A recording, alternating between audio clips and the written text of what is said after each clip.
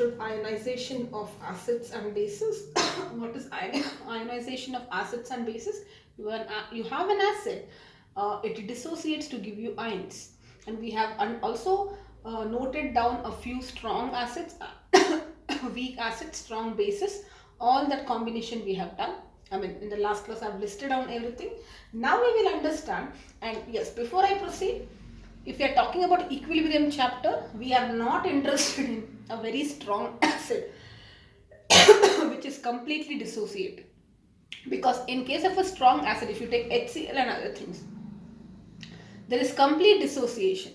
So that means hardly the backward reaction will happen. Correct? So we are only concerned about equilibrium is seen only in case of dissociation of a weak acid. Okay, and that is what we are interested. Now let us consider a weak acid. HA is in general, A represents acid, B represents base in this chapter. So let us say this is a weak acid, and if you are if this is in the aqueous condition and there is water, the water will act like a base here. Correct? I told you water, if you're applying Bronsted-Lewis theory, this is an acid, so it is capable of giving a proton. So this will be its conjugate base, and this is acting like a base. Whatever proton it has donated, it will accept, and you are going to get a hydronium ion. Okay, so acid, when it loses a proton, it becomes a conjugate base. Base, when it accepts a proton, it becomes a conjugate acid. Alright, now remember, this is a weak acid. I have a weak acid here, and I know after some time there is equilibrium. Okay, what is the meaning of this? There is a weak acid, it is reacting with water, and you are getting these ions. And how is the reaction favored? Whether there is more of forward reaction happening or there is more of backward reaction. Equilibrium will be established after some time. But if more of the forward reaction is favored, then equilibrium established a little later. But initially itself, if the backward reaction is more stronger, equilibrium is going to be achieved at a quicker rate.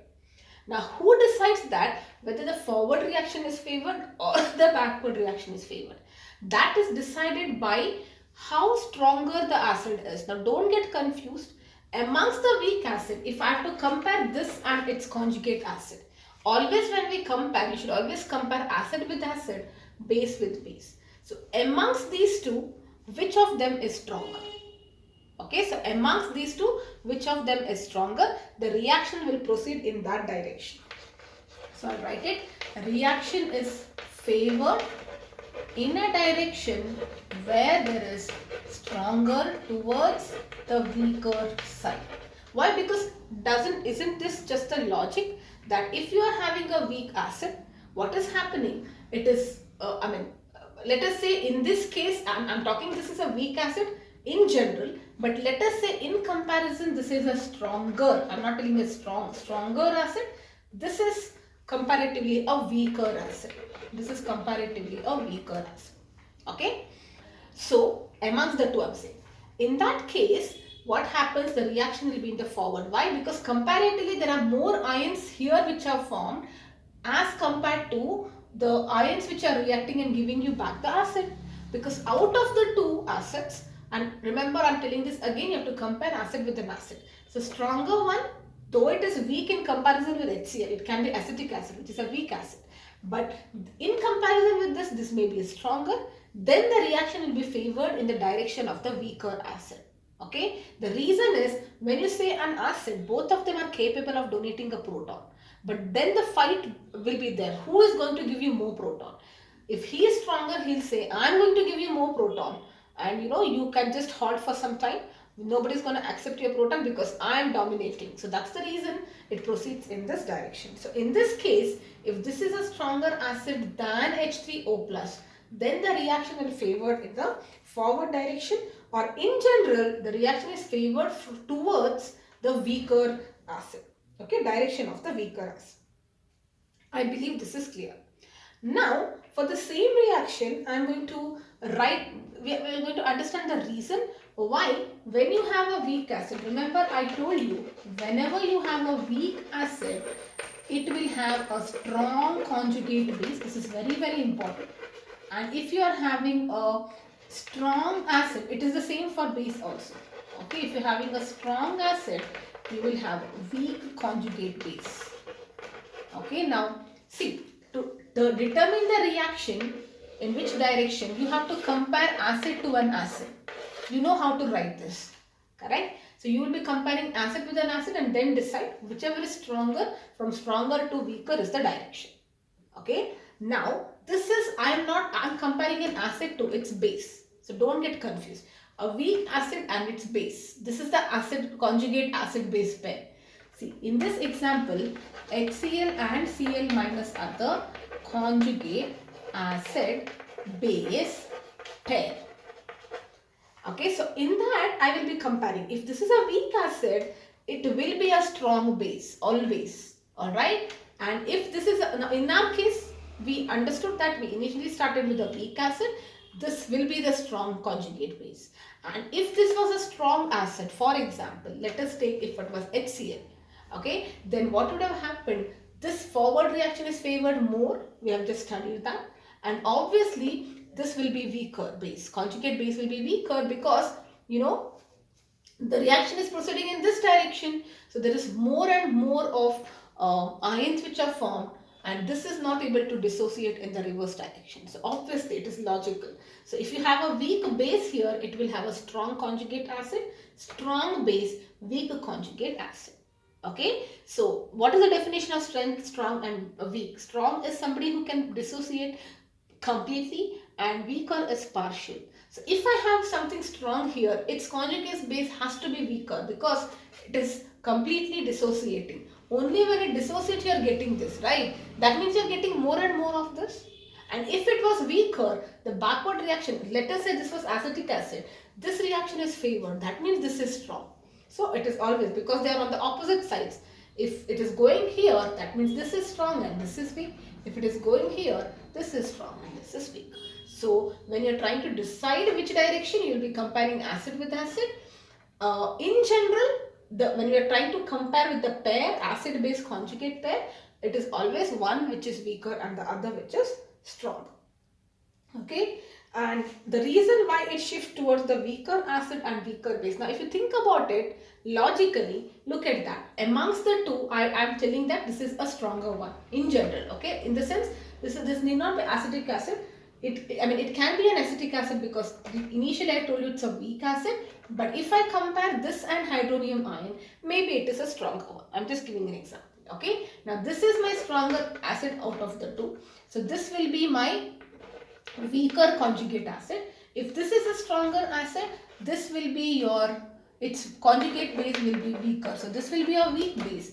And if this is a weak base, yeah, so this is a weaker acid, so this should be a stronger base. Okay, I repeat, amongst the two we decided this is stronger, so its conjugate base will be weak, and I decided, if I compared these two, I decided this is stronger and this is weaker. If this is a weaker acid, its base should be stronger.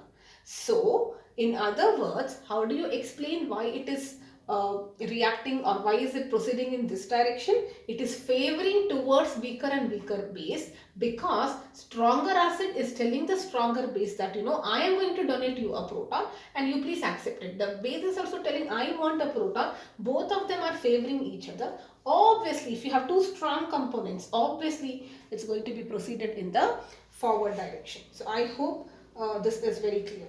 Alright. Now, always when you compare acid with acid, base with base, that's one thing. Now, you have certain compounds like phenolphthalein. Let me write it here. You have certain compounds like phenolphthalein and bromothymol blue. Okay, so they can act as weak acids. They are actually indicators. They can act as a weak acid. And what do I mean by that? In the acidic and basic form, they will have different colors. So different colors in the acid and the base form. That means it's conjugate base. Alright, so the same reaction I can write, instead of acid, I am writing Ln here just to indicate that it's an indicator. I think it's IN. Okay. I just told you these are weak acids. So instead of HA, I'm writing HLN plus H2O will give you H3O plus Ln negative. Instead of A negative, it is Ln negative. Now this will have one color when it is acting as a weak acid, and when it is acting as a weak base, it will have different color. And this can be used to in case of titrations when you want to understand the crisp point when a medium is going to be acidic or basic. Alright, so yes, this is about acid base. What is the summary if I have to tell you about this topic is that you should know that the reaction is always favored towards the weaker acid, from a stronger acid towards the weaker acid. And mind you, when I say stronger acid, it is always comparison. I'm not talking about strong acids like HCl, because their equilibrium is not making any sense. Okay, and second point is this: weak acid will always have a strong conjugate base, and a strong acid will have a weak conjugated base. Yes, okay. Now let us understand the important topic: ionization constant and ionic product of water.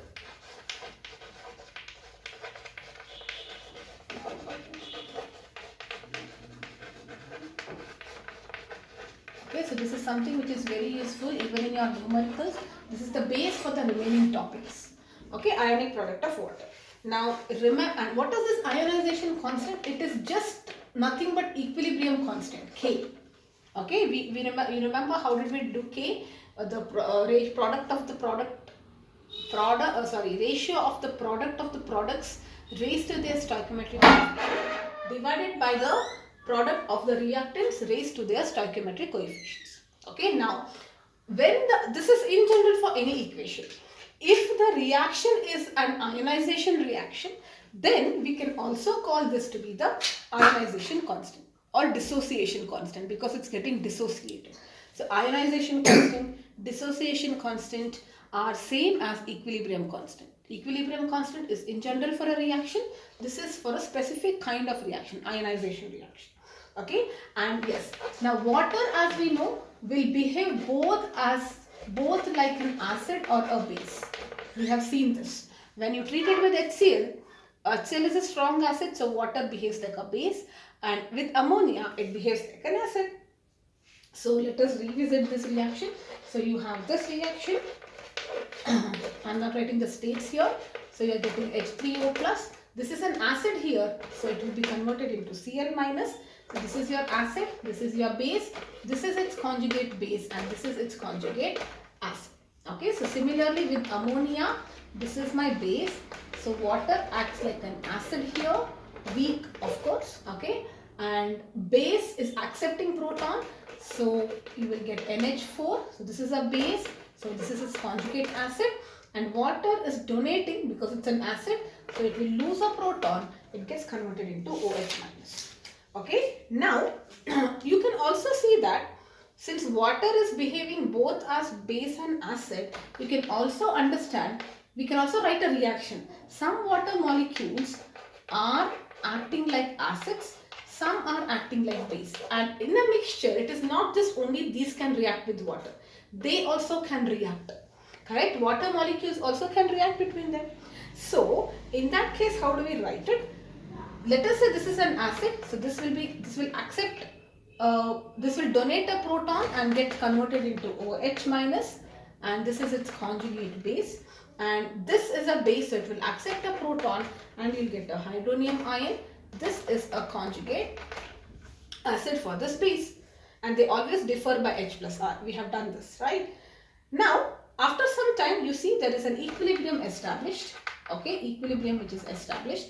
For this reaction, if we are going to write the equilibrium constant, it is nothing but the ionization constant. So let us say what will be the equilibrium constant? The concentration of the products. So it's hydronium ion concentration into hydroxyl ions. Stoichiometric coefficients are 1 divided by this. Okay, but we do see, remember for liquids we say it is fixed concentration. We had discussed this. For liquids it's fixed concentration because what is concentration? Mole per volume, mole per liter. That is concentration, molarity. Okay, so for a liquid, even if you're adding some moles or whatever, mole per volume is constant because density is constant. Okay, so I just, if you want, I will tell this. So concentration is number of moles per volume. And what is volume? Number of moles also, let me, where do I write it? I'll write it here. Just to explain you that why is this fixed. Okay, for liquids and solids, what is fixed? You know, density is fixed. Okay, so what happens for concentration? Concentration is number of moles per in some definite volume. Like for molarity is 1 liter. Number of moles is mass in grams by molar mass, and volume is density. No, what is volume? Density is mass by volume, so this is mass by density.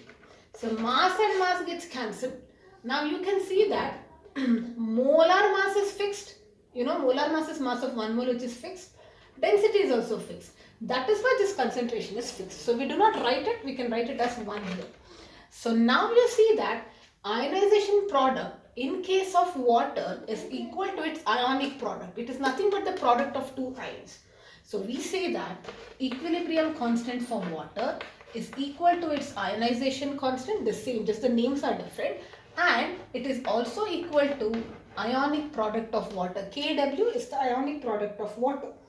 And under standard conditions, that is at 298 Kelvin, this concentration turns out to be 10 power minus 7 molar, that is mole per liter, and this concentration also is going to be 10 power minus 7. That means, what is the meaning of molar? If you take 1 liter of water at equilibrium, it will be having 10 power minus 7 ions. Okay, 10 power minus 7 moles of hydronium ions, and at 298 Kelvin it will be having 10 power minus 7 ions of hydroxyl. And if you multiply this, you will get the ionic product of water, which is 1 into 10 power minus 14 molar. So this is something that you need to know, these two numbers and this ionic product. Okay, so I believe it's clear why it is called as ionic product, because denominator we do not have anything. Equilibrium in this case is nothing but the product of the ions, and this is temperature dependent. Why? Because equilibrium constant is temperature dependent. This is nothing but equilibrium constant. That's why it is temperature dependent. Alright. Now if you are trying to calculate, let us take an example so that you understand. So you know density of water is equal to 1000 grams per liter. This is something not really important from the exam point. Till here you are supposed to know. I mean, this is important concept. This is just an explanation so that you understand the topic better. In case you want to skip, you can skip this. Okay, so 1000 gram per liter. Molar mass of water, mass of 1 mole is 18 gram per mole. Okay, so what will be the molarity of pure water? This is just giving an idea of what things are. So what will be the molarity of pure water?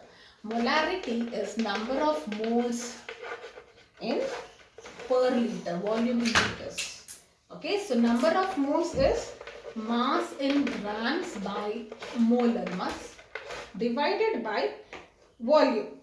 Okay, so volume in liters. Alright, so what will be its mass in grams? It is 1000. Okay, now volume I can write in terms of, what is volume? Density is mass by volume. Volume is mass by density. So now if you see, this and this gets cancelled. So it is nothing but density by capital M, that is molar mass. Density is 1000. Molar mass is 80. If you calculate this, you are going to get 55.55 molar. Now, if you take the ratio of dissociated water or ionized water to ratio of undissociated. What is dissociated? You just now understood that. Dissociation. 1 liter of water, only 10 power minus 7 molar moles of ions are there. Remaining everything is in the water form only. So you have 10 power minus 7 here, and here it is 55. In pure water, how many molarity of pure water? Because it's in molarity, we are calculating molarity. Now this is coming out to be very, very small. That means number of dissociated moles or molecules are very less.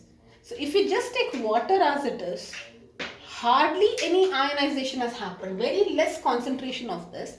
Majority of them is going to be in the water state. So you can understand one thing, that remember water we have understood it can act as a weak acid or a weak base, but in both the cases it's extremely weak because hardly there are any ions. Majority of them are going to be in the water state only, and we have just proved this here. So overall, if they give you a reaction mixture, this is only about water now, right? So if you're talking about a reaction mixture, water with some acid, with some base and all that, overall in the reaction mixture, if you feel that the concentration of H plus is more than H minus, obviously it's going to be acidic. This is something you studied in your lower grades. If this is going to be greater, it is going to be basic, and if they are equal, it is going to be neutral. The H plus and OH, in a way, if you think, it doesn't matter for water, because even if they were high, they were almost equal. The number of both are equal. You see that both are equal. Okay. So what decides the nature of the reaction mixture? It is decided by the other products. How much of acid you are adding, how much of base you are adding. Okay. Overall, who is stronger, who is weaker. Overall, it is decided by this factor. Water hardly contributes. Yes. Okay. So this is it. So in the next video, I'll be discussing the pH scale.